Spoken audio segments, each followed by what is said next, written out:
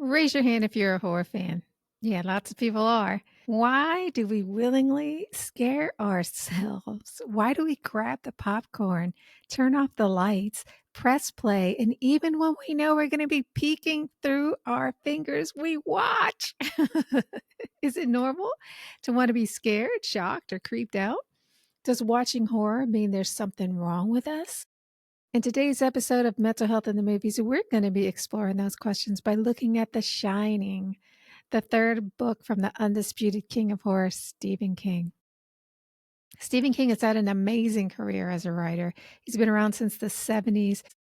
Most writers lose their mojo or move on to something else, but Stephen King appears to live for the thrill of finding the boogeymen inside our brains and bringing them to life in his stories. And whether you're afraid of monsters, aliens, paranormal stuff, slasher stuff, or losing your mind, horror movies are a way to give us to confront those fears. And that's exactly the purpose of horror.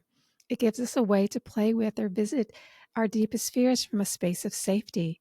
It gives us a way to prepare for danger and find solutions by watching what the people in the story do. Or it can help us to see ourselves in the characters so that we can examine our own scary nature. I'm going to be talking about Jack, Wendy, and Danny Torrance, and maybe you will see a little bit of yourself here. If you like the show, please drop me a comment to let me know what I got right and what I missed and how you see it. There's so much going on here that I can't cover all the angles myself, so help me out. All right. I'm not into monster movies. I'm not afraid of monsters. I don't find them believable. I don't enjoy slasher films. They're too violent for me. But what makes The Shining work for me is that it's about an average family who gets trapped in some supernatural experience and they're trapped by the geography and weather. And this is something that I can envision happening to me so I can sink into that story. And the Torrances are pretty typical people. They're middle class. Jack isn't perfect. He's had some issues with drinking. He accidentally was a bit rough with his kid. These things don't make him a bad person, but it makes him easy to be wary of if things start going sideways and we need somebody to blame. Wendy's a mom. She's not too pretty, not too rich. She doesn't have some freaky talent like opera singing or something, so we can identify with her too. We have to identify with the story and the characters, or else we'll be bored, tune out. And since the Torrances are pretty average folks, when they get locked into the Overlook Hotel, we can feel that we're trapped in the endless winding halls too. So we're primed to be spooked in just a few minutes of watching the story unfold. And believe it or not, fear's our friend. It alerts us to danger. It tells us to do something to get out of danger. So if you aren't afraid of anything, maybe your fear detector is damaged. This can happen if you've had too much stress or trauma in your life and if your brain gets stuck in freeze or fawn. This is a survival technique to keep you from being overwhelmed. You either just shut down or stop feeling everything, and you go into a nice accommodating mode where your job is to make everyone else comfortable. When they're comfortable, you're comfortable. If your body is working normally, we get this adrenaline rush as the tension in the story grows darker, or something jumps out like Danny turning the corner on his big wheel and seeing the twins. That's psychologically normal too. Then at some point, the danger's over, safety happens, and our body goes back to normal, and we feel a sense of release. Since we identified with one of the people who was in danger, their survival is our survival, and we feel lucky to be alive, empowered to deal with our fears, and the world is a better place. And if you're someone with a trauma history, you're more likely to need horror in your life because horrible things have happened to you. It's a way for you to get justice or to feel like you got a do-over with a different ending. Or it's a way for a lot of people to feel alive. If you're dissociated from your body or shut down, you need that adrenaline that comes from extreme sports, sex, danger, roller coasters, or horror movies to feel anything. It gets you out of the everyday blah. So even though it may not be pleasant, in the end, you feel great. This is why people cut or do drugs. There's an unpleasant part of it, but it gives them the ability to feel and a release of all the tension in the body. Now, I picked The Shining for the exploration of why do we love horror? That question, because it might be hard to see why this story is so horrible. It's ordinary. The Torrances are ordinary people who watch cartoons, eat cereal, and go for walks in the labyrinth. But within the ordinary is the extraordinary. Most of us have a world within our apparent shared world. There is a world of fantasy, danger, and possibility that we don't talk about. And The Shining makes those two worlds collide, both in Danny's story of his imaginary friend and all the hallucinations that come to life. Is any of this real? What does it mean to be real? Could the parts I think of as not real be more real than the apparent reality? I think most of us have had those questions, and we get to see it play out in The Shining. And what about Danny and Mr. Halloran's Shining or their psychic ability? Is that real? Can people really see into other dimensions? Do the messages that we get from somewhere else come from a space of truth? Is this something that I should call a doctor for, like Mrs. Torrance does for Danny? These are the kinds of questions that the horror genre can explore that might not be comfortable to talk about in the mainstream company unless there's a movie to introduce a topic. If we talk about the Torrance's experiences, we can keep it at an arm's length and not feel so vulnerable if we're talking hypothetically. I think it's really cool the way some of the scenes were filmed. When Danny is riding down the hallways, the camera follows him, and it's like we're 6 years old again. I think that's when a lot of fears take hold because we understand just enough of the world for it to be really scary and not enough of the world to have the answers. So, monsters under the bed or hiding in the closet are real things. So, when we're watching Danny go down the hallway, our 6-year-old fears can come up, leaving us feeling vulnerable, exposed, and maybe all alone. Or in the scene when Danny is in this huge space in the hotel playing with his cars and trucks, and a ball rolls up to him. We all know that it's only the three of them. They've been alone for over a month, so where the heck is this ball coming from? He hasn't hurt anyone, so who's there?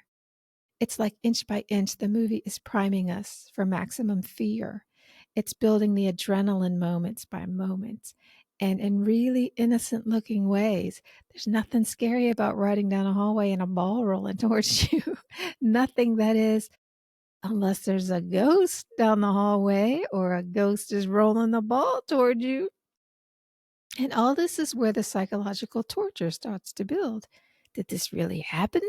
Am I imagining things? Is there a plausible and innocent explanation?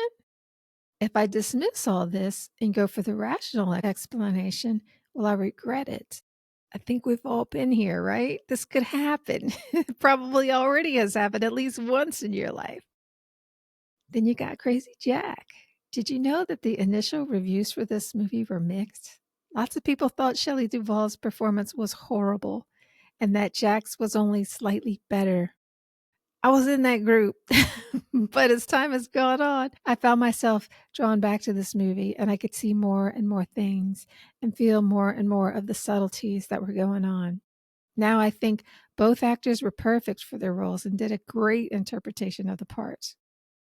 But let's look at what I see now in Crazy Jack as a trauma therapist that I definitely didn't see way back when I first saw this movie. And I think it may help to explain why you like this movie too. It's really complex. So, first, did you know that while Stephen King was writing The Shining, he was struggling with alcohol just like his character, Jack? Yeah. He wanted Jack to be a flawed but nice, sympathetic character, but I'm not sure if the director or Jack Nicholson wanted the character Jack to be cold and already on the edge of crazy at the beginning of the movie. So we see Jack go from a tired husband with an alcohol problem and dreams of having some quiet time to write and get his life back on track to a predatory demon. They call it cabin fever in the movie, but cabin fever is just restlessness and extreme need to get out and have some stimulation. It doesn't drive us into a murderous rage, but it's realistic enough to make us question, what would we do in this situation? Aren't we flawed people with problems? Don't we get angry? Don't we feel stressed? Then, when he starts busting down the bathroom door with an axe and he peeks his head through and says, "Here's Johnny," it's all over. You know, he's gone full psycho and he's having fun with it. He's taking his time and savoring it. You know, whatever relationship he had with Wendy or his kid is some far distant memory, and he's serious about chopping them up. And this is how it's going down. Might seem over the top, but can you see how someone who has lived with addiction or domestic violence might have something like this playing out as their own personal nightmare? I think that Jack's pressure is building. He came here to write. Time is ticking by and he's not writing. And this is his big chance and he's blowing it. and he's stuck inside all day. There's no escape. The tension is building and building, and he needs that outlet. It's the whole power and control wheel from domestic violence. This is how it always goes. The walking on eggshells phase is followed by the blow up.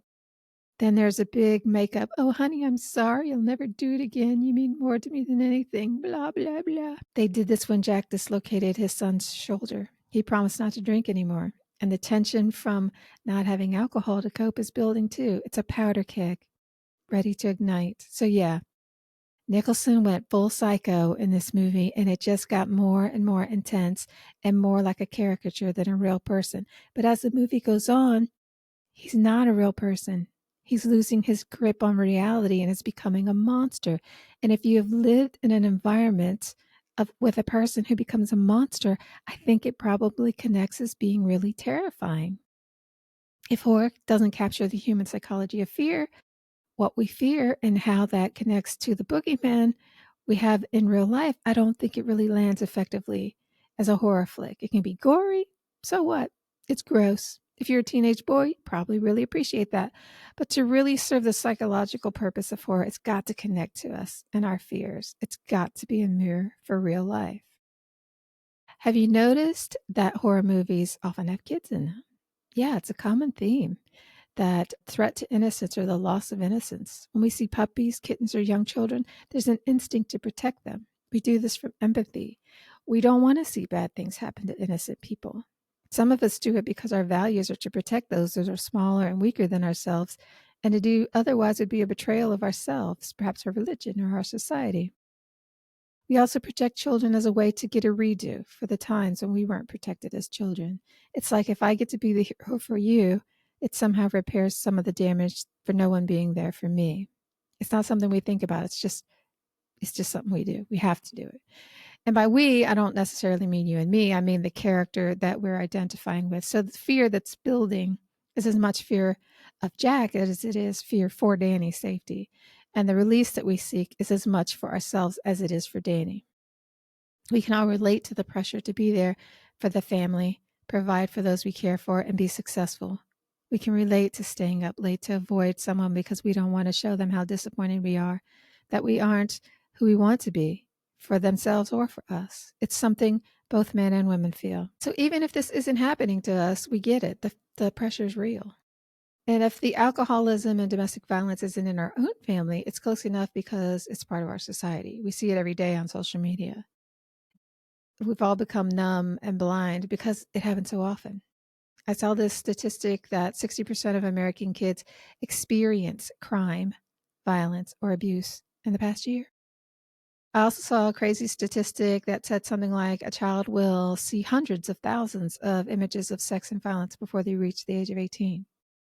So we all experience vicarious violence and the impact of addictions, even if we aren't experiencing it directly. This is a mirror of our culture and our cultural fears. Then we grapple with the inner fear of the what if I'm the monster? Or if we know we've been the monster, it's more like, what if I can't control my inner monster? This is the most true thing in the movie, Violence in Families. If a person is murdered, the number one suspect is always the spouse. Always. The person who is supposed to be closest to you and love you above all is the person most likely to kill you.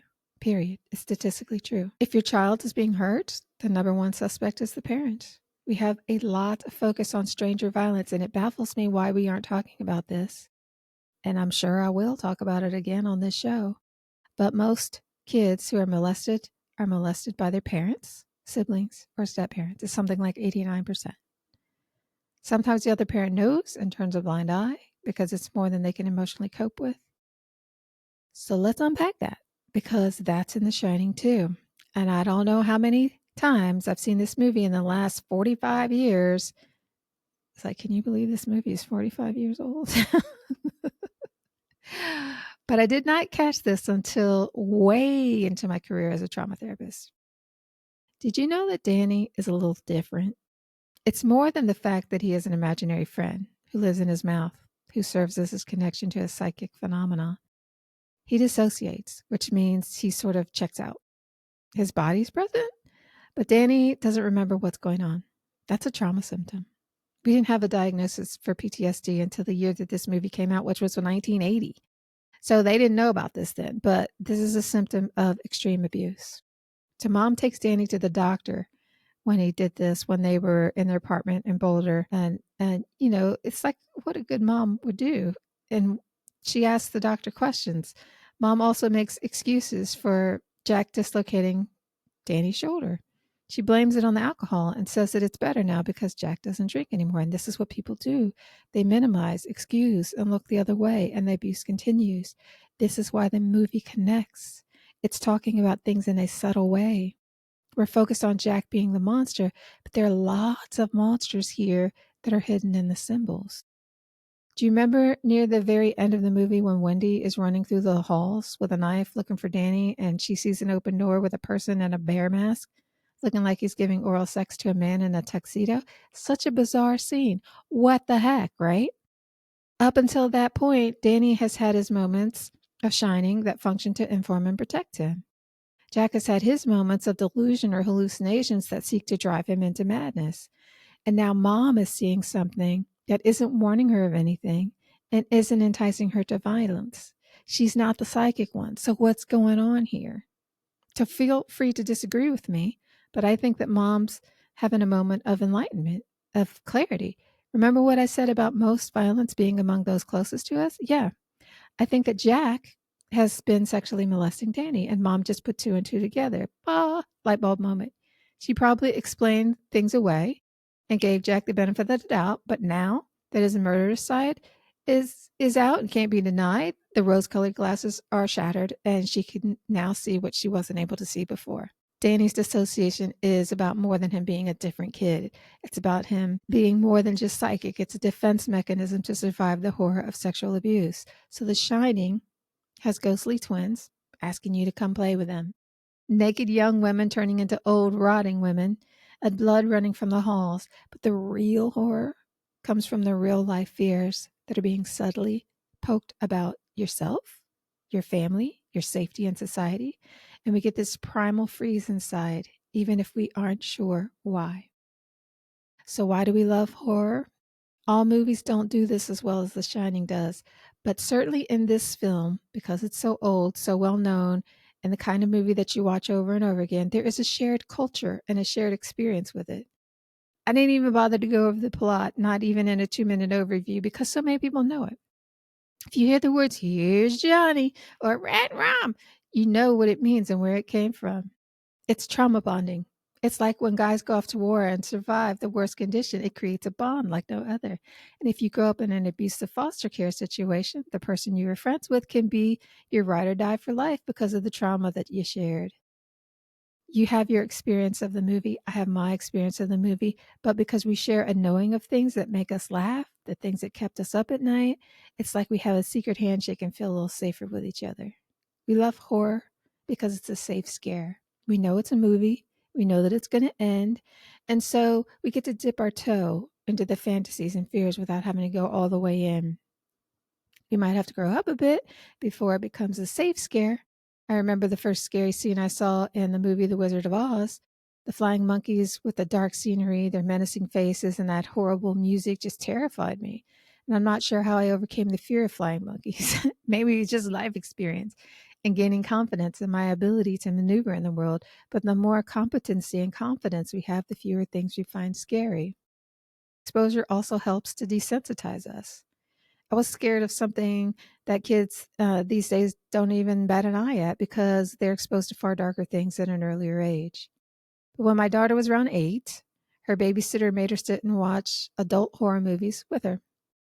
Not saying I recommend this, but she was scared and was having nightmares, and I couldn't undo what was already done. So my sister and I got a scary movie. I think it was a scary movie, some popcorn, and watched it with her about 3 times in a row in the daytime. We laughed at the stupid decisions the characters made, joked about the nonsensical plot, laughed at the bad makeup, found flaws with, or just made jokes about everything we could to make it more tolerable and ridiculous. And fortunately, the movie was it was pretty ridiculous. So it gave us lots of room to do that. And we were making fun of their voices, distorting their words, things like that. And it ended up being a really fun time.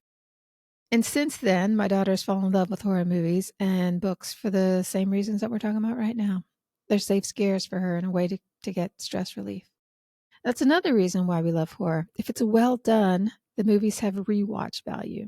I've seen The Shining many times over the years because Kubrick has all these easy to miss details that add complexity to the story and depth to the characters that give it a slightly different flavor each time.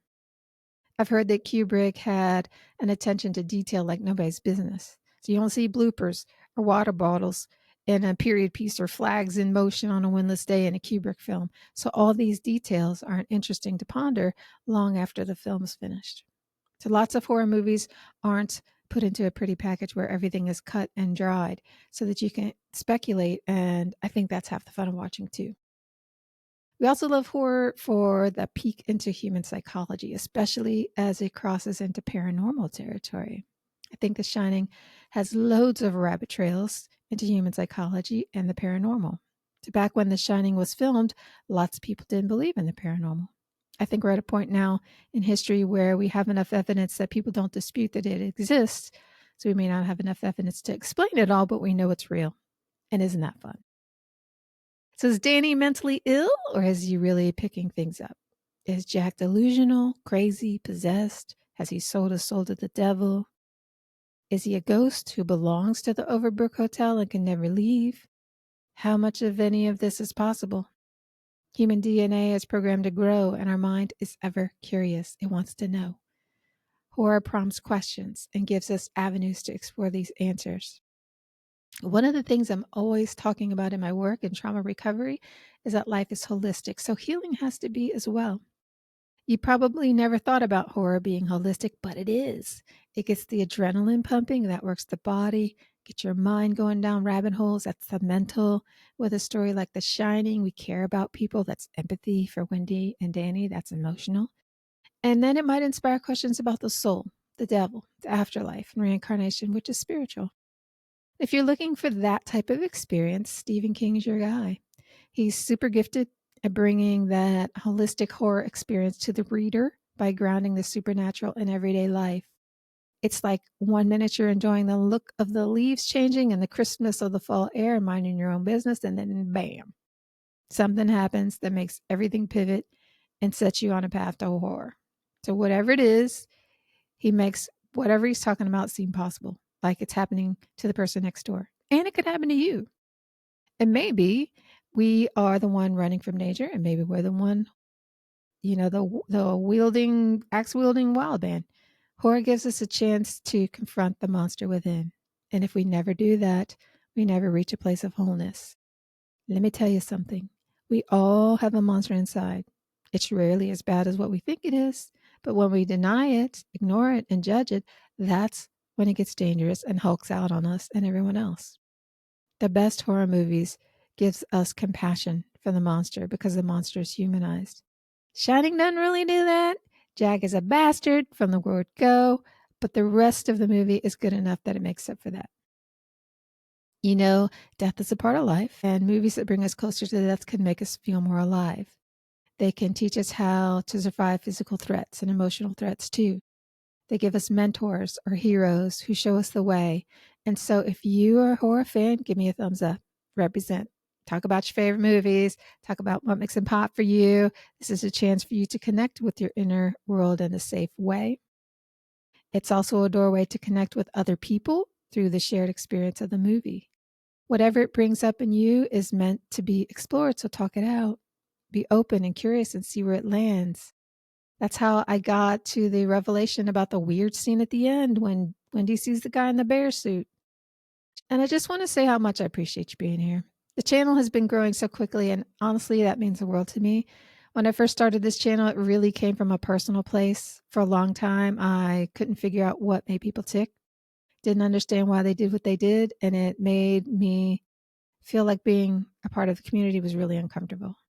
And eventually, I studied psychology to figure it out. But let's be honest, that's not exactly everybody's idea of fun. So I thought, why not use movies and characters we all know and love to make it easier and way more fun to learn about people? And something beautiful has happened. I'm seeing that it's not just about understanding. A lot of us are looking for healing too. that really resonates with me because I'm a trauma professional who's passionate about helping people move through pain and suffering. So if you're watching these videos and noticing areas where you'd like to grow, I'd love to walk alongside you. There's a link in the show notes with ways to get started. And of course, don't forget to subscribe if you want more. October is Horror Month here at Mental Health in the Movies, so we got plenty of spooky goodness coming your way. So I'll see you next week.